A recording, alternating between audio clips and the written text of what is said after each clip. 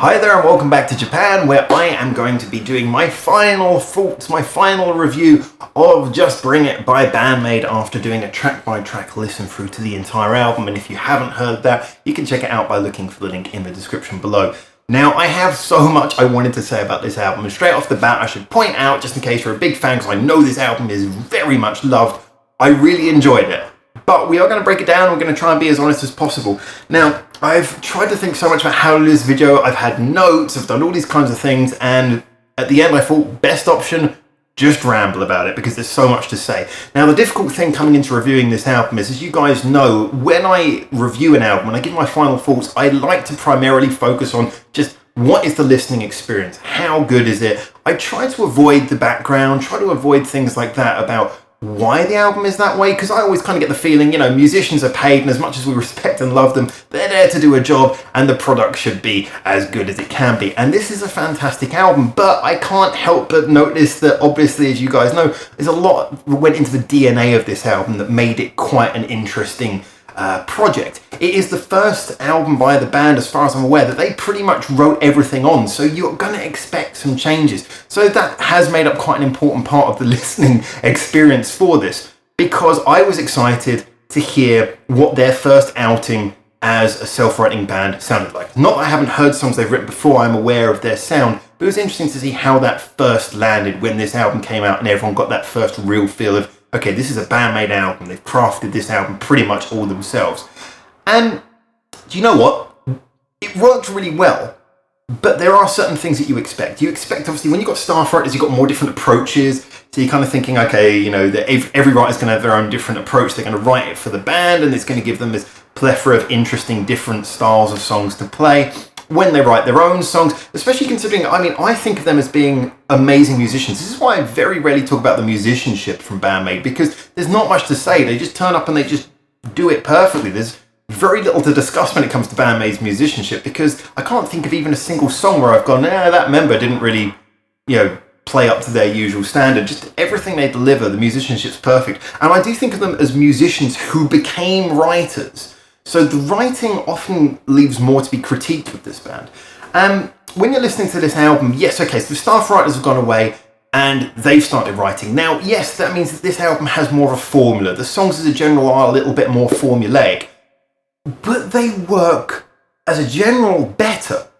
And I think the reason is because they have written it very much as musicians. They haven't gone over the top with too much complicated writing, and instead, they've extracted everything they could from every little last bit. I mean, you really hear the qualities of, especially, I would say, I mean, Akane and Misa are always really, really on point with the bass and drums, and they're always extracting the most out of it. But I think this is the first album where the guitars with Miku and Kaname really, they come to the fore. You kind of feel like they are now more playing what they want to play, and you can kind of feel that. Whether it be with Kaname's really sort of virtuoso style soloing, or whether it be with Miku's rhythm and holding the core of the songs, they really sound more like they are engaged on this album. Now, so as a general, we've got this sort of thing where you take one step back in that you're going to have less variation when you get rid of staff writers, and you get to take one step forward when you're able to express yourselves more, which is obviously much more prominent when you have a band full of really, really talented musicians. As I usually say, BAND-MAID, their overall average skill level is probably the highest of any band in the world at the current moment. You might not be able to say any particular member is the greatest bassist or the greatest drummer or the greatest guitarist, but their overall average skill level is incredibly high, and so they do extract the most from all of these songs. Now, when I was listening to this album, a few things I wanted to mention that maybe would not be so obvious, and one of them is massive credit to whoever was I'm assuming it would have been the executive producer who would be responsible for a lot of the decisions that were made with this album. And I think considering what they were doing, considering this was the first outing of them doing BAND-MAID, of an album of pretty much their own written songs, the approach was really, really good. For a start, the mixing they picked of the studio, the engineers, they picked that really well, because the mixing on this is the best of any of their albums. This is although it's not their last album chronologically, it's the last album we've heard on this channel all the way cover to cover.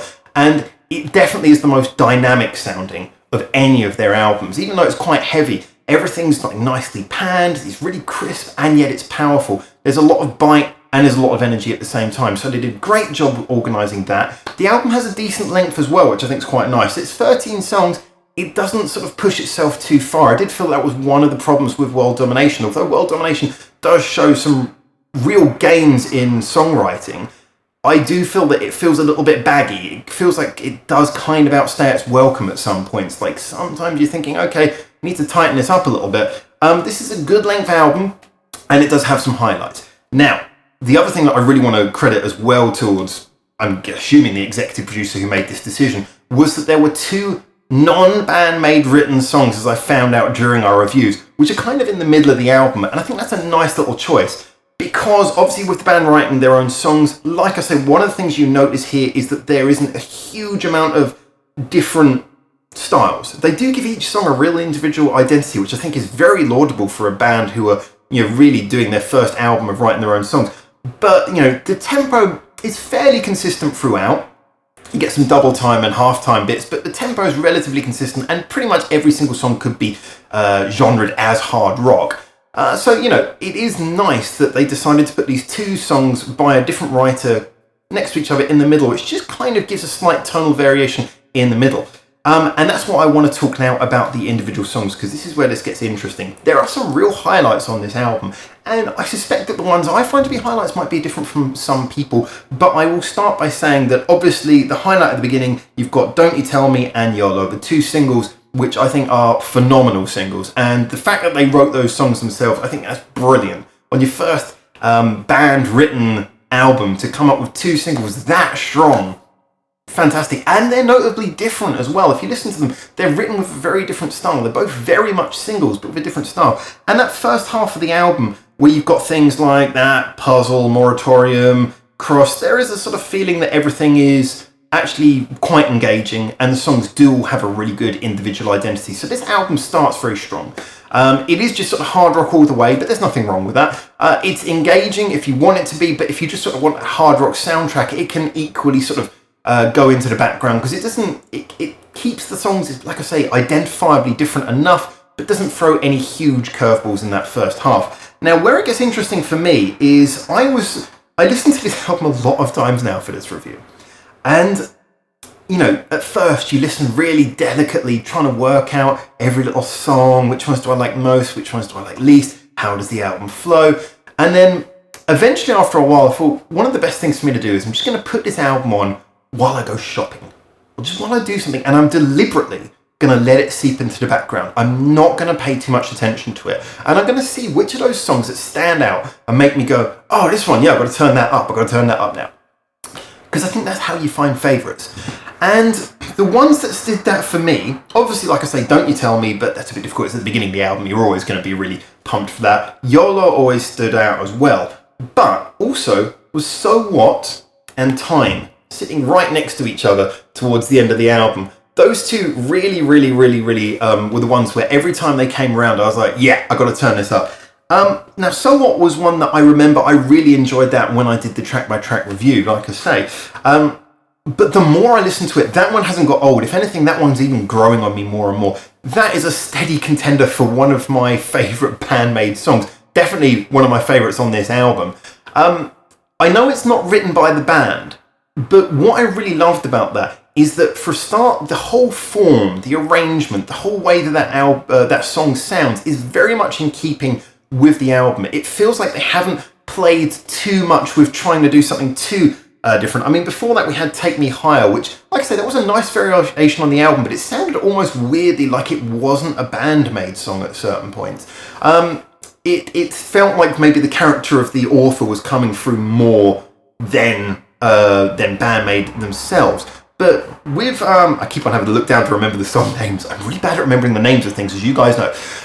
But with So What, it felt like it was a BAND-MAID song, but the writer had managed to inject something slightly different. There was a way to the chord pattern. The whole style of the chord pattern had that slightly shifty, cheeky, jazzy feel to the way it was written. The fact that the chords didn't always settle down to the key at the end of each chord progression.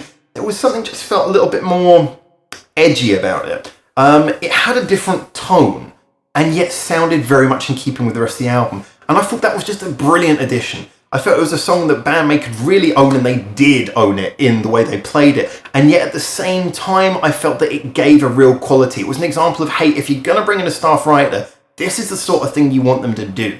You want them to take the band and do something that really works for them. And I felt that song was one that, I love that song. No discredit, like I say, to all the other songs on the album written by the band, but that to me is a real highlight. And then Time, which comes directly after it. Now, we've always had this conversation, between Time, Rockin' Me, which is the best of the Miku songs, and those are the two names that always come up. They are very, very different songs. Time is definitely the most catchy song on this album. In fact, while I've been talking to you right now, that is going around in the back of my head. I kid you not. It's going around the back of my head right now. It's kind of earwormy. It's one of the most earwormy BAND-MAID songs at all. It's very effective. It's very simple. I don't think it has the replay value of songs like Don't You Tell Me, YOLO, or So What, because of the fact that as it's quite simple, I think it doesn't have as much to extract on multiple listens. It just kind of feels like it's very catchy and simple, but kind of like actually with I forgot what it's called now. Don't Let Me Down, which I know wasn't written by the band. But Don't Let Me Down is another example of that, where a song is super catchy, but maybe doesn't have quite as much interesting intricacy to it. So the whole feeling and catchiness of Time makes it a real enjoyable one. Every time it comes around, it's like, oh yeah, I'm going to turn this up. And I already have the volume turned up for So What anyway, directly before it. So, it's one of those tracks that I really felt was great, but I think maybe it would wear thin on me a bit quicker. I certainly feel that, like I say, on a sort of trajectory basis, the more I listened to So What, the more I liked it. With Time, I didn't dislike it, but it went from like the heady heights of being, wow, this is amazing, down to, okay, yeah, I've heard this a few times, it's a little bit earwormy, it's starting to drive me crazy, in the best possible way. But yeah, those four songs, therefore, were kind of like my highlights of the album. It's not to say the other songs weren't brilliant, but I think as a general, some of them showed slight teething problems of, just the writing on some of them was never 100% catchy, or, it's very hard to criticise them because there isn't really any bad songs on this album.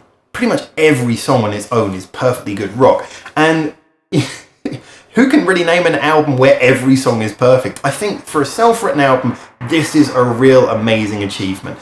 Now, at the end, I must admit, after we got past Time, I know we had like Awkward on this album and everything, but the last four songs started to lose a little bit of punch for me. Towards the end of the album, I've got to admit, I never felt quite as energized at the beginning. I think that might be because there is such a hard rock throughout vibe to this album that it does perhaps mean that the later songs don't quite have that same impact that the early ones do when you're listening to the album all the way through. I know Awkward is an amazing song. That's a fantastic song as well. I really enjoyed that, but maybe if that had been earlier in the album, maybe it's a difficult one to put earlier in the album, but I just felt that by the time we get to Awkward on a standard listen through, it's kind of lost a little bit of its punch. Oh wait.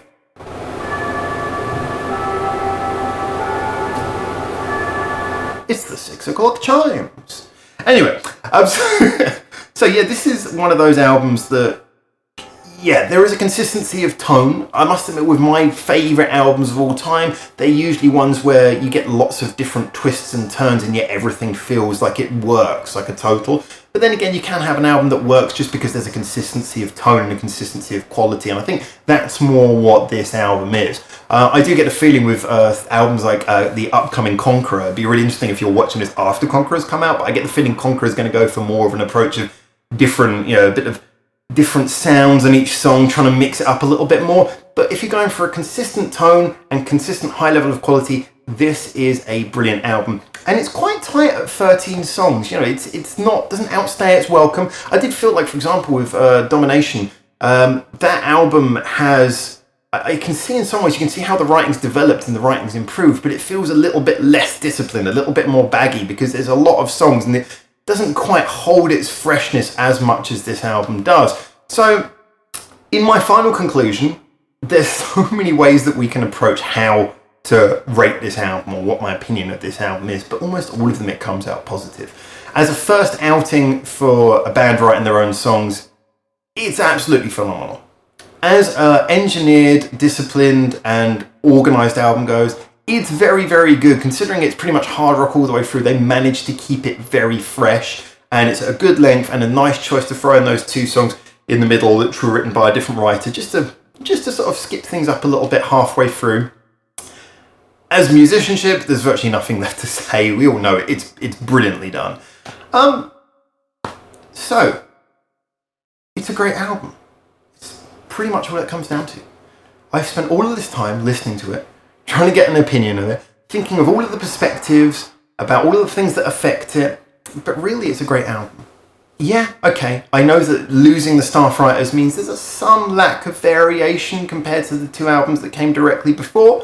I know a lot of people are not fans of the first album made in Japan, but I do very much respect for how much different styles were played with on that album.